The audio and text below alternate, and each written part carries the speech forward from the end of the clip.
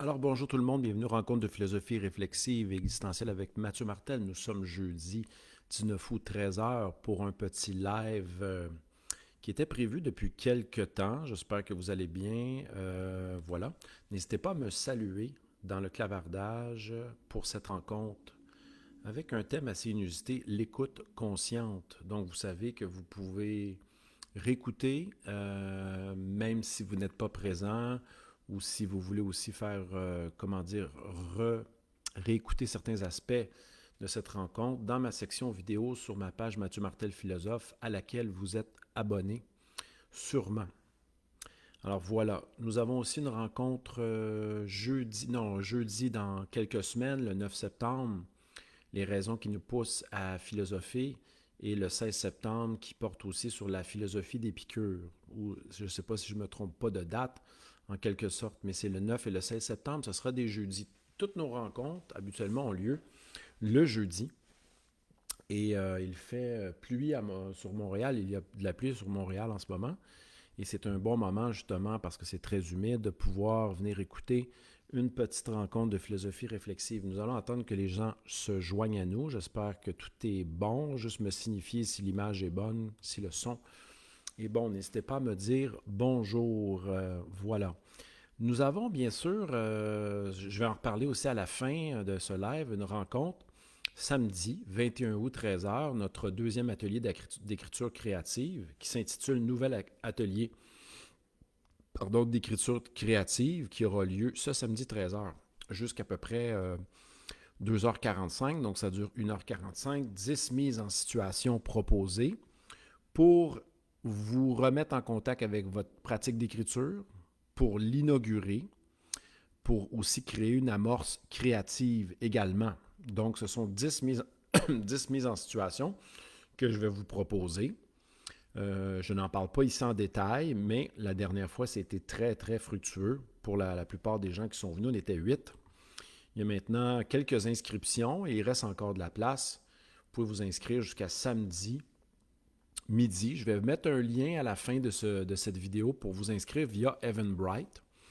Donc, il y a une petite contribution de demander, bien sûr, pour cet atelier Zoom. Donc, durant l'année, donc, du mois d'août au mois de décembre, une fois par mois, nous avons un atelier Zoom. On sait que le 18 septembre, ça portera le thème suivant. La voie de la facilité et de la légèreté. J'ai bien hâte de traiter de ce sujet que je n'ai pas encore abordé. Dans ces temps, bien sûr, sombres, lourds et remplis de restrictions. Donc, on va essayer de revenir à l'essentiel, la voie de la facilité et de la légèreté, 18 septembre. Bien sûr, à la BANQ, je suis invité le 30 septembre. Vous allez pouvoir vous inscrire 2 semaines à l'avance ou à partir du 16 septembre. Initiation à la réflexion philosophique, un jeudi à 14 heures jusqu'à 15h15. Ça dure 1h15. Je vais en reparler. Je vais même faire un live là-dessus le 16 septembre pour vous inciter à vous inscrire. Vous allez avoir un lien Zoom par l'organisatrice Caroline, bien sûr. Je remercie Suzette à ce sujet qui m'a référé à la BABNQ. Je serai aussi de retour, bien sûr, peut-être au mois d'octobre ou au mois de novembre au YNCA Park. Je remercie Vanda pour, bien sûr, proposer mes sujets de conférence aux organisateurs. Je suis là depuis presque 3 ans et on se voit quelques fois par année. Ça sera sûrement pour une rencontre soit en présence ou une rencontre Zoom. Voilà tout le monde. Donc, merci à vous d'être là. Je salue Vanda, Anne-Marie aussi. N'hésitez pas à me dire bonjour. Aujourd'hui, on traite d'un thème, l'écoute consciente. Nouveau thème. Pour ceux qui se joignent à nous pour la première fois, sachez que je suis avec vous à travers des Facebook Live depuis mars 2020. Donc, on est rendu à 18 mois de pratique Facebook Live et j'ai retenu environ 120 enregistrements sur ma page Mathieu Martel Philosophe. Les thèmes sont bien sûr titrés dans la section vidéo. N'hésitez pas aussi à aller voir ma section événements où je présente les événements à venir. Et au début de chaque rencontre vidéo via Facebook Live, je vous informe des activités à venir, notamment notre atelier d'écriture dont je reparlerai, qui aura lieu samedi, le 21 août à 13 heures. Mais il faut s'inscrire pour les événements du samedi. Habituellement, je suis toujours avec vous le jeudi à 13 heures, 2 fois par mois à travers les rencontres philosophiques de l'Observatoire Vieillissement et Société qui recommence au mois de septembre. On sera là 2 fois au mois d'octobre et possiblement 2 fois au mois de novembre et 2 fois au mois de décembre. Donc, on risque d'être en contact quand même jusqu'au mois de décembre. Merci d'être là tout le monde. On est peu nombreux aujourd'hui, mais il y aura des écoutes. C'est sûr que les vidéos, ce qui est intéressant, c'est qu'il y a à peu près 200 à 300 personnes qui vont les revisionner par la suite. Merci d'être là et de vous abonner sur ma page Mathieu Martel, philosophe, sur Facebook ou sur mon site pour aller voir aussi mes livres qui sont disponibles, mathieumartel.com. Alors, je recommence l'enseignement lundi le 23 août. J'enseigne cette session philosophie, rationalité et éthique et politique aux sciences humaines. Je suis allé 2 fois au collège cette semaine et j'ai bien hâte de recommencer dès lundi. Seule chose un peu moins évidente, c'est que mes élèves devront porter le masque durant toute la journée durant au collège, ce qui est, disons, pas évident pour eux. Donc, j'ai beaucoup d'empathie et de compréhension pour leur situation. Alors, l'écoute consciente. Okay, d'abord, je vais vous demander, quand vous entendez ce terme-là, écoute, à quoi cela vous fait-il penser? N'hésitez pas à m'écrire quelques petits mots-clés. On va pratiquer ici l'association d'idées. Lorsqu'on dit écoute, cela vous fait penser à quoi? Répondez-moi spontanément. Alors, l'écoute consciente. Pourquoi traiter de l'écoute? Hein? Qu'est-ce qui m'amène à parler aujourd'hui de la notion d'écoute? Peut-être pour une première raison. D'abord, dans notre société actuelle, c'est une société axée beaucoup sur les apparences, c'est-à-dire de cultiver les apparences, cultiver aussi les identités numériques où les gens se montrent sous leur meilleur jour, choisissent ce qu'ils montrent à autrui. On est aussi dans un environnement en Occident où les gens préfèrent souvent parler, s'exprimer, dire une chose et son contraire, dire n'importe quoi, s'affirmer sans prendre de recul. Alors peut-être que face à ce constat, où les gens aiment vraiment s'affirmer, s'afficher, s'exprimer, en laissant plus de place à l'écoute. Donc, j'en suis venu justement à vouloir traiter de l'importance de l'écoute, mais une écoute consciente.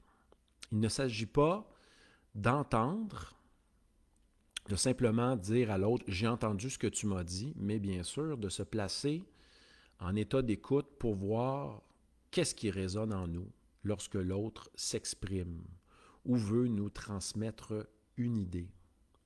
Mais pour pouvoir bien écouter, il est primordial, sinon nécessaire, de pratiquer, d'être attentif, d'être justement à l'écoute. À l'écoute de ce qui surgit au niveau non-verbal, à l'écoute de ce qui surgit à l'intérieur de nous, hein, ce qui monte en nous lorsque nous échangeons avec quelqu'un, par exemple, dans une conversation. Hein? Mais pour écouter, il faut être capable d'être centré, d'être capable d'être là. Mais les gens sont souvent pris dans leurs pensées, agités, tout à fait peu attentifs. Et certains individus sont là et ont très hâte justement de débattre ou de s'exprimer sur un sujet donné. Et tout ce qu'ils attendent, c'est que l'autre ait fini de se raconter pour pouvoir prendre sa place. Donc, nous avons peut-être perdu le contact avec ce qui est primordial pour apprendre justement sur les autres, sur la nature, pour pratiquer ce que Erich Fromm disait, l'objectivité. Donc, si on est incapable d'observer, et quand on parle d'écoute, on parle aussi d'observer, d'apprendre aussi à ressentir en nous ce qui se passe, la situation, mais d'être à l'écoute des mots qu'utilise autrui. Et pourquoi pas le questionner, hein, pour être en mesure de comprendre le sens qui se cache derrière une thèse, une affirmation, un mot. On peut demander à l'autre, que veux-tu dire par l'usage de ce mot-là? Hein, une amie m'avait dit qu'elle voulait, par exemple, vivre une relation sans engagement, mais je lui demandais qu'est-ce que cela voulait dire pour elle. Et finalement, après l'avoir questionnée, cela voulait dire qu'elle voulait vivre une relation où il y avait une forme de liberté, la présence, métaphoriquement, d'oxygène. Donc, au premier regard, lorsqu'on entendait une relation sans attente et sans engagement, on aurait pu penser à un désir de relation non exclusive, mais ce n'était pas le cas. C'était plutôt qu'elle voulait finalement vivre une relation non fusionnelle, non conforme. Et c'est pour cela que si on écoute bien, on va pouvoir en arriver à poser des questions pour élucider certains termes utilisés de manière problématique, de manière non claire. Donc, on n'est pas dans l'esprit de l'autre, on n'a pas la même vision du monde. Pour cela, pratiquer l'écoute et finalement d'accepter d'être étonné par certaines prises de position peut nous permettre de questionner ce qui nous dérange, ce qui nous étonne, ce qui nous trouble. Donc, peut-être que sans écoute, il y a une difficulté qui va s'ensuivre au niveau de la compréhension, au niveau d'une certaine pratique de l'objectivité. Parce que lorsqu'on est souvent dans un mode de réaction, dans un mode de désir de toujours s'exprimer ou de réagir à ce que l'autre dit, hein, on le fait souvent en étant peu centré. Suzette nous dit que pour elle, l'écoute, c'est accorder notre attention pour entendre les mots de l'autre, peut-être pour entendre aussi le ton de la voix de l'autre, et pour aussi être en mesure de repérer dans les postures corporelles peut-être certaines émotions ou certaines interrogations qui pourraient surgir à même le corps. Hein? On sait que des positions corporelles c'est une forme aussi de communication. Adopter certaines positions corporelles de manière quelquefois non consciente peut aussi vouloir dire quelque chose. Et celui qui est à l'écoute va être en mesure peut-être de questionner l'état de l'autre. Alors voilà, avant d'être des émetteurs, hein, avant de critiquer un texte philosophique, il est impératif de pouvoir apprendre à le lire et désirer comprendre ce que l'auteur veut dire. Donc, c'est d'abord la pratique de la lecture philosophique. J'avais donné un atelier là-dessus. La méthode de lecture philosophique, c'est de se mettre à l'écoute et de se demander aussi, est-ce que ce texte m'interpelle? Cela fait partie aussi de l'écoute. Hein? Et si ce texte ne m'interpelle pas, on peut aussi clarifier pourquoi il ne nous interpelle pas. Est-ce que c'est une question de ton, de style, de formulation? Est-ce que c'est parce qu'on préfère les ouvrages théoriques que les ouvrages de fiction? Voilà. Et en fin de compte, la pratique de l'écoute, elle est quand même assez vaste. Hein? Il ne s'agit pas juste de simplement d'écouter quelqu'un dans une conversation, mais lorsque l'on pratique la contemplation, c'est aussi une forme d'écoute. Où on s'assoit sur un banc de parc, on observe la nature, on respire profondément, on se met au diapason ou en harmonie avec l'environnement pour ressentir la présence du vivant en nous et à l'extérieur de nous. Voilà. Donc, je vous pose ma première question aujourd'hui. Quand vous pensez à écoute, cela vous fait penser à quoi? Écouter. À quoi cela vous fait-il penser? Certains grands penseurs ou littéraires ont souvent, dans une même phrase, distingué entendre et écouter.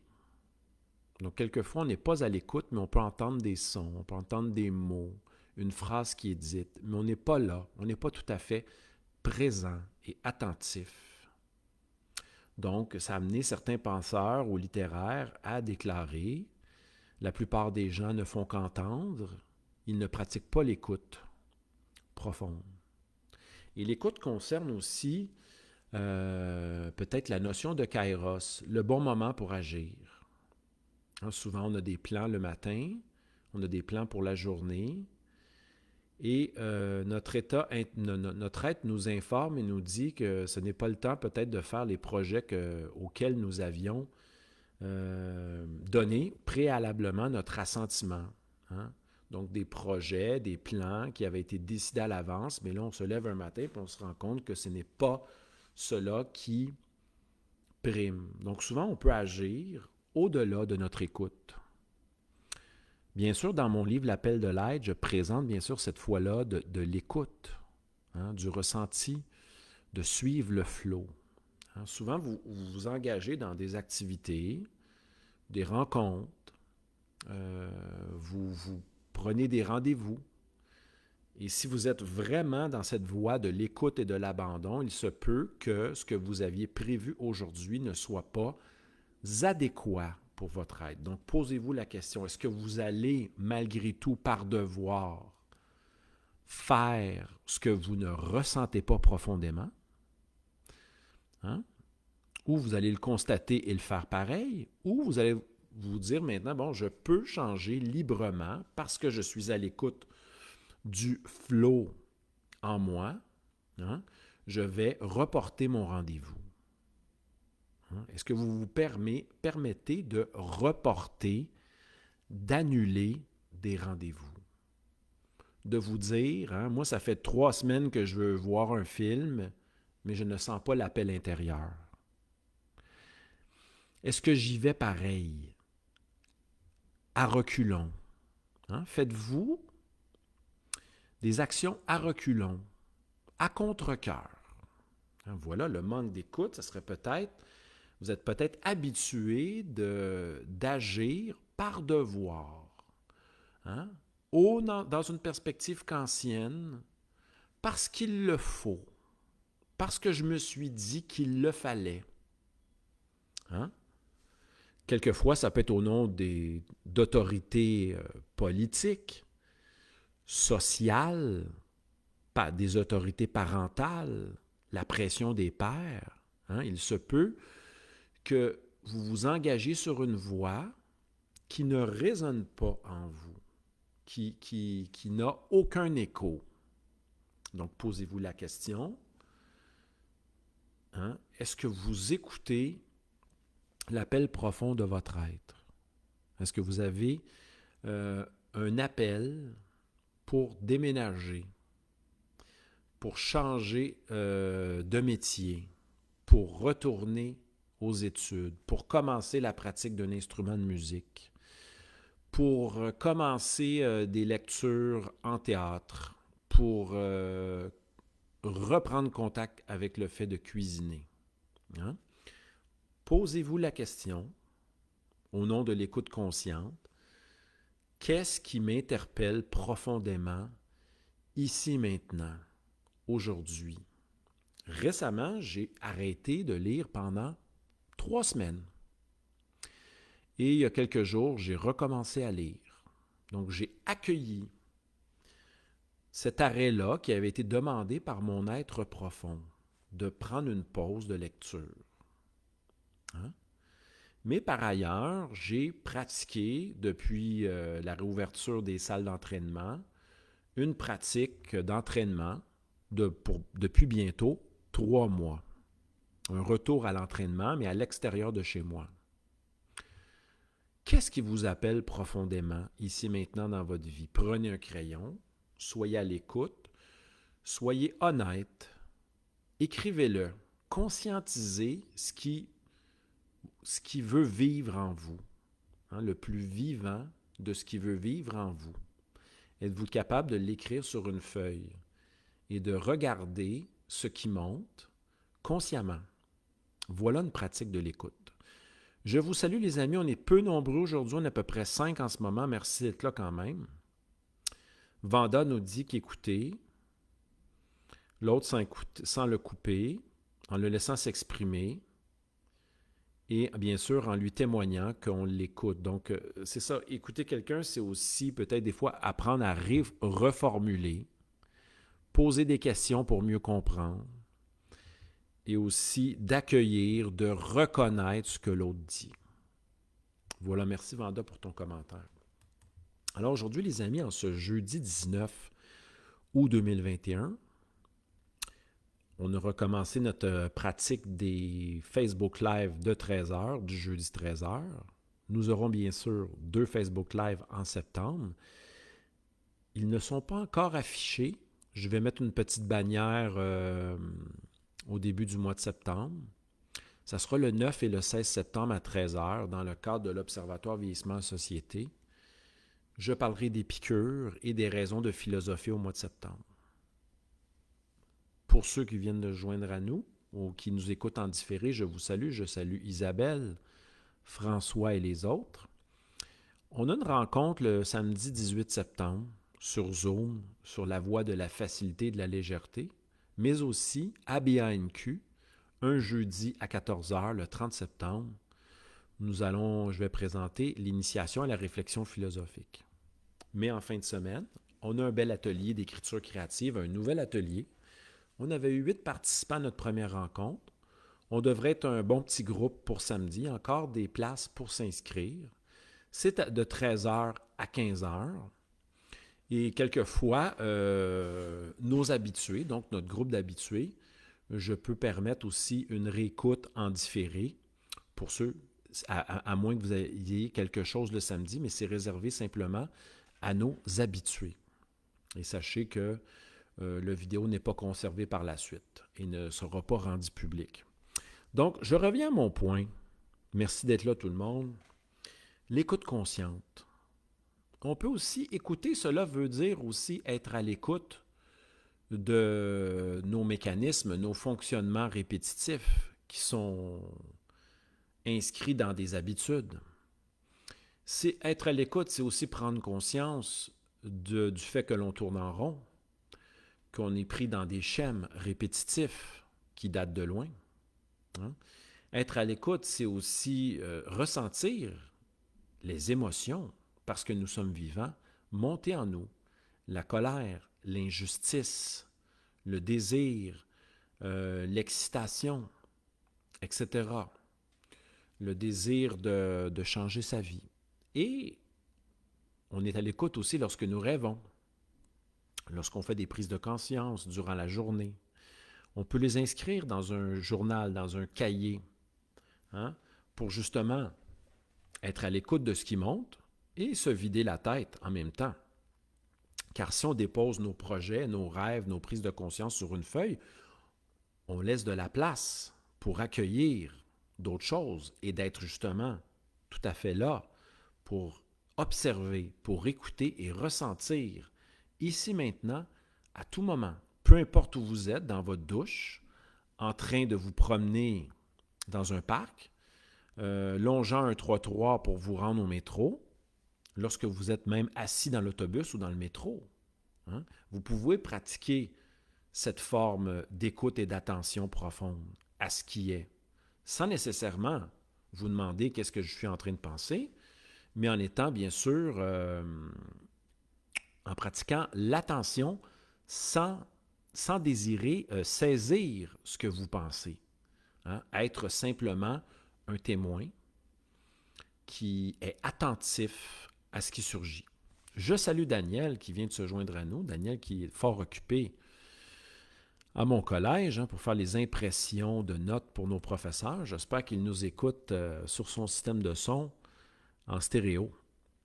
Je salue Christine, une habituée du Y avec Vanda et Suzette qui est aussi une habituée de nos conférences. Anne-Marie, qui est aussi une habituée. Merci d'être là. Merci à Daniel et compagnie d'être là. Je salue les autres aussi qui vont nous écouter en différé. Alors voilà, on parle d'écoute consciente aujourd'hui. Je n'ai parlé à plusieurs niveaux. Je vous pose encore la question, que représente pour vous le fait d'écouter, d'être à l'écoute? Tantôt, j'ai dit qu'on peut pratiquer cette écoute-là à travers des dialogues, à travers la lecture, mais à travers aussi l'écoute, l'observation, la contemplation esthétique d'œuvres d'art, contemplation de la nature. Et c'est, comme dit Schopenhauer, nous mettre en contact avec des œuvres d'art où la nature nous permet justement de relâcher nos désirs propres, notre désir qui veut souvent toujours partir à la conquête de plaisir, de satisfaction, etc. Ça nous calme, on contemple la nature, on ressent la musique, on observe une œuvre d'art cinématographique ou musicale, et à la fois, comme disait Nietzsche, lorsqu'on pratique la contemplation esthétique, ou Schopenhauer, c'est le désir qui prend plaisir avec lui-même à travers une représentation